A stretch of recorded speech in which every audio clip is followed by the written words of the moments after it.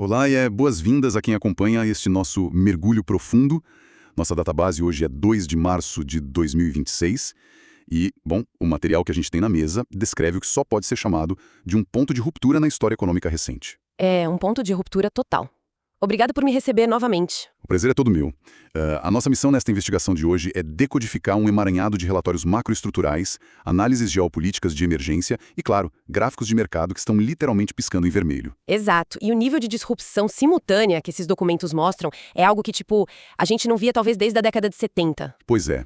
Estamos falando de um choque energético brutal no Oriente Médio, uma escalada sem precedentes na guerra tecnológica global e o reflexo direto disso tudo quase esquizofrênico na economia brasileira. É o tipo de dia que os historiadores econômicos vão dissecar por décadas. Não estamos olhando apenas para oscilações normais de mercado. Não mesmo. Estamos testemunhando um redesenho forçado e muito violento das cadeias globais de suprimentos.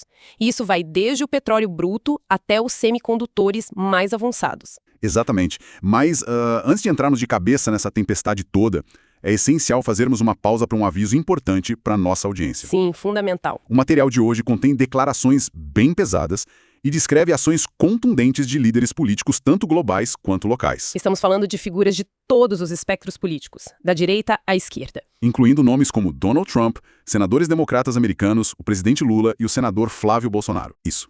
E queremos deixar absolutamente claro que, durante toda essa análise, nós não tomamos partido. Não há endosso a nenhuma visão política aqui. Nenhuma. Nosso papel é única e exclusivamente relatar os fatos, as falas e os cenários exatamente como estão nos documentos. Perfeito. A nossa bússola é a estrita neutralidade. A análise de risco exige pragmatismo absoluto. Nosso trabalho é entender como as engrenagens estão se movendo e o que isso custa, ignorando totalmente as paixões políticas para focar nas consequências reais. Certo. Vamos desempacotar isso. O epicentro desse terremoto global aconteceu formalmente no dia 28 de fevereiro. Um bloqueio total e absoluto do Estreito de Hormuz. Um estrangulamento. E isso veio logo após aquela onda massiva de ataques aéreos coordenados pelos Estados Unidos e por Israel contra infraestruturas dentro do Irã. Qual é a dimensão real desse bloqueio para o mundo? Bom, para entender a gravidade, a gente precisa olhar para a geografia da energia. Fechar o Hormuz não é como fechar uma rodovia movimentada. É bem pior. É um estrangulamento na jugular da economia global. Cerca de 20 a 30% de todo o petróleo consumido no planeta precisa passar por ali. Sem contar o fluxo gigantesco de gás natural liquefeito. É um volume absurdo. E a ordem da Guarda Revolucionária Iraniana para proibir totalmente a navegação não foi um blefe. Ela veio como resposta direta a um cenário de guerra aberta, logo após a confirmação da morte do líder supremo do Irã, Ali Khamenei. E o presidente iraniano, o Masoud Pezeshkian, não deixou nenhum espaço para diplomacia. A promessa de vingança já está se materializando, com ataques confirmados a instalações militares americanas no Bahrein, Kuwait e Catar. Além de enxames de drones direcionados a Israel. Isso, e do outro lado a retórica também não indica nenhum recuo. Donald Trump chamou a ofensiva de uma defesa da civilização, estimou que a operação dure cerca de 4 semanas e até ofereceu imunidade militar para os iranianos que desertarem. Enquanto isso, Benjamin Netanyahu deixou claro que a intensidade dos ataques vai aumentar para desmantelar o regime. Mas pensando friamente, 4 semanas não parece um prazo absurdamente otimista para uma operação dessa magnitude? Historicamente, sim. É um prazo extremamente otimista. Intervenções no Oriente Médio raramente obedecem a cronogramas de curto prazo. E é exatamente por isso que o ambiente político interno nos Estados Unidos já está fervendo. A oposição já começou a se movimentar, certo? Exato. Os senadores democratas Tim Kaine e Chris Coons estão batendo de frente com a Casa Branca. Eles alertam abertamente sobre o perigo de se entrar num conflito dessa proporção sem qualquer plano estruturado para o pós-guerra. O famoso day after. Isso. O argumento deles é que tentar intervir sem autorização prévia e sem uma estratégia de saída pode criar um vácuo de poder terrível, o que corre o risco de forjar um regime ainda mais radicalizado e repressivo no longo prazo. Aqui é que a coisa fica realmente interessante. Porque quando a diplomacia falha e os mísseis voam, o mercado cobra a conta na hora. E com juros. O tal do prêmio de guerra entrou nos preços com uma violência impressionante. O petróleo Brent abriu a sessão rasgando o teto, encostando nos $81 o barril. Um salto assustador. Estamos falando de aberturas com altas que variaram de 8% a 12% nas principais praças. E já tem gente grande no mercado projetando que os $100 por barril são logo ali, caso esse bloqueio em Hormuz se estenda. E é vital conectar essa volatilidade com a economia tangível. Uma alta de 12% no petróleo não é só um número piscando numa tela da Bloomberg. Não mesmo. É o custo marginal do mundo subindo. Na logística prática, o caos já está instalado com mais de 20 mil voos cancelados em hubs críticos como Dubai e Doha. E trazendo isso para a nossa realidade econômica local, A Petrobras não teve margem para manobra. Eles já anunciaram um repasse praticamente imediato. Encarecendo o querosene de aviação em quase 9,5%. E isso afeta instantaneamente o custo logístico, o frete e, eventualmente, a inflação que chega nas prateleiras para todo mundo. Sem dúvida. E como se um choque do petróleo já não fosse o suficiente para causar indigestão nos mercados, nós temos um segundo grande incêndio rolando em paralelo. Uma escalada brutal na Guerra Fria tecnológica entre os Estados Unidos e a China. Essa é a outra frente de batalha que não podemos ignorar. A Casa Branca jogou pesado, implementando tarifas pesadíssimas sobre produtos chineses, algo na casa dos 10% a 34% em setores estratégicos, e com novas rodadas de 10% a 15% já no gatilho. E o que é fascinante aqui é a assimetria da estratégia chinesa. Eles não responderam apenas com tarifas simétricas, certo? Exatamente. Eles entenderam que entrar numa guerra tarifária tradicional seria um jogo de atrito lento. Em vez disso, Pequim mirou na infraestrutura do futuro. As restrições severas à exportação de minerais de terras raras. Perfeito. E o nome terras raras engana um pouco. Eles não são necessariamente raros na crosta terrestre, mas o processamento e o refino deles são dominados quase que unicamente pela China. Eles são sangue que corre nas veias da tecnologia moderna. Sabe a sensação que dá? É como fechar a torneira d'água em uma fábrica de gelo. É uma ótima analogia. É como se os Estados Unidos tivessem as melhores refinarias de inovação do mundo, o Vale do Silício inteiro focado em inteligência artificial. Mas a China tivesse acabado de anunciar que é a OPEP do século XXI. Eles fecharam as torneiras. E sem esses minerais, a vantagem competitiva dos Estados Unidos em inteligência artificial entra em colapso. A fabricação de semicondutores avançados, que é a base de toda a infraestrutura de IA, entra num gargalo impossível de contornar no curto prazo. E se a gente olhar para os índices S&P 500 e a Nasdaq nos últimos anos, eles foram carregados nas costas pelas gigantes de tecnologia e por essa euforia da inteligência artificial. Totalmente. Então, quando a China bloqueia o acesso a esses componentes críticos, o setor de IA inteiro é diretamente ameaçado. Não é apenas proteger a própria indústria, é um ataque estrutural à sustentabilidade da alta histórica das bolsas americanas. E quando o mundo percebe que o petróleo pode faltar e a tecnologia pode parar, o instinto de sobrevivência bate forte. A fuga de capitais para portos seguros foi astronômica. Os números são assustadores. O refúgio antigo ainda fala mais alto nessas horas. O ouro atingiu a máxima histórica de $5.405 a onça Troy. A prata disparou para $95,15. E os rendimentos dos treasuries americanos de 10 anos caíram para 3,97%. O que mostra essa fuga massiva de capitais para a segurança. Tem muito tubarão aceitando qualquer retorno só para ter a garantia do Tesouro Americano. Mas o que realmente mexeu com o tabuleiro de xadrez da liquidez global foi o Japão. Se conectarmos isso ao panorama geral, o movimento do Banco do Japão foi o catalisador silencioso dessa tempestade toda.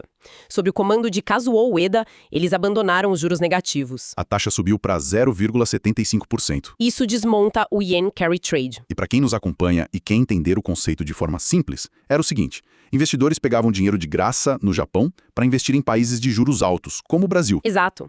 Uma alavancagem gigantesca. E agora essa liquidez está secando. O dinheiro está sendo sugado de volta, o que pressiona violentamente as moedas de países emergentes.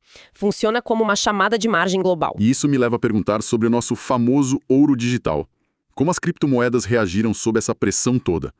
O Bitcoin sofreu com a tensão inicial, caindo de máximas de $68 mil para a faixa de 65.776. Sim, sofreu, mas a resiliência é o que chama atenção nos relatórios. O varejo pode ter se assustado, mas os ETFs de fundos institucionais acumularam mais de $1 bilhão em entradas bem no meio dessa queda. Ou seja, os grandes players veem isso como uma oportunidade de acumulação. Exatamente. Eles usaram a liquidez do pânico para comprar. Já o Ethereum e a Solana sofreram quedas bem mais severas. O mercado fez uma separação clara entre o que é visto como reserva de valor e o que é capital de risco tecnológico. Faz muito sentido. Agora, vamos cruzar as fronteiras e trazer o foco para o Brasil. Analisando o fechamento de fevereiro por aqui, nós temos o que eu chamaria de um paradoxo brasileiro. Um descasamento local gigantesco. A Bolsa, o Ibovespa, encerrou fevereiro batendo recordes, chegando a 191.490 pontos. E o dólar chegou a cair para R$ 5,12. Parece que estava tudo maravilhoso. Isso levanta uma questão importante. A fotografia do mercado secundário engana muito, porque a realidade dos bastidores fiscais é extremamente preocupante. O famoso dízimo fiscal? Isso. A dívida bruta chegou a 78,7% do PIB.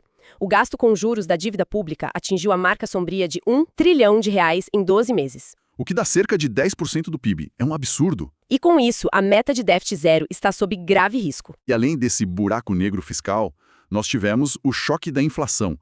Os juros estão sendo pressionados por 2 fatores em um espaço de 24 horas. O choque externo e o susto interno. O externo foi o petróleo, e o interno foi a prévia da inflação. O IPCA 15 de fevereiro veio em 0,84%, bem acima do teto esperado pelo mercado. E as consequências práticas disso são imediatas. Essa surpresa inflacionária jogou um balde de água fria na expectativa de que o Banco Central aceleraria os cortes na taxa Selic. Antes, todo mundo apostava firmemente num corte de 0,5 ponto percentual. E agora o mercado teme um ritmo muito mais lento. As projeções de Selic terminal estão voltando para 12,25% ou até mais. E para colocar ainda mais lenha nessa fogueira, a gente tem que lembrar que 2026 é ano eleitoral. O cenário político interno está fervendo. Fervendo mesmo. E os relatórios são claros sobre isso. As fontes apontam um empate técnico nas pesquisas presidenciais. Entre o atual presidente Lula e o senador Flávio Bolsonaro. Mantendo nossa estrita neutralidade partidária ao citar esses dados, é importante notar como essa polarização afeta a percepção de risco. Sem dúvida. E além disso, o Fernando Haddad deve deixar o Ministério da Fazenda para disputar o governo de São Paulo. Isso gera uma incerteza brutal sobre quem vai assumir a economia nessa reta final. E as tensões não ficam só no executivo. O legislativo e o judiciário estão em atrito constante. Há tensões jurídicas rolando, por exemplo, com uma grande repercussão na CPI do crime organizado, onde o senador Alessandro Vieira tenta reverter a anulação da quebra de sigilo da empresa ligada ao ministro Dias Toffoli. Exato. E, em paralelo a isso, os documentos também reportam o caso do Lulinha, que busca no STF o mesmo benefício para anular as quebras de sigilo na CPI do INSS. É muito ruído institucional acontecendo ao mesmo tempo em que a economia global entra em curto-circuito. A incerteza política local só amplifica a vulnerabilidade do Brasil aos choques externos. Então, o que tudo isso significa? Quando a gente tenta juntar todas as peças, bloqueio em Hormuz, tarifas e terras raras, juros no Japão, inflação em ano eleitoral no Brasil, qual é a grande síntese desse dia 2 de março de 2026? A síntese brutal, e que os relatórios deixam muito clara, é a transição de uma economia de mercado para uma economia de segurança. Como assim? Aquele mundo globalizado e interdependente, focado apenas em eficiência e baixo custo, está dando lugar a um cenário onde segurança energética e tecnológica importam mais. As cadeias de suprimentos foram transformadas em armas. E é crucial reforçar para quem nos acompanha que esses eventos não estão acontecendo num universo distante. Eles batem direto na nossa porta. Direto no bolso. Exato. Eles ditam o preço do pão amanhã de manhã por causa do impacto do petróleo no frete. Eles ditam o valor do dinheiro na poupança por causa da Selic alta e ditam até o ritmo do avanço tecnológico com a crise das terras raras e inteligência artificial. É o fim da ilusão de que a geopolítica não afeta a geladeira de quem está ouvindo. E para encerrar, eu queria deixar uma reflexão que extrapola um pouco os relatórios, mas constrói diretamente sobre eles. Por favor. Se as cadeias globais de suprimentos continuarem a ser armadas como ferramentas de guerra, bloqueando petróleo em Hormuz e semicondutores na China, até que ponto veremos uma hiperregionalização do mundo? Cada um por si. Basicamente. E se cada continente tiver que se tornar totalmente autossuficiente, qual será o verdadeiro valor da moeda de um país no futuro?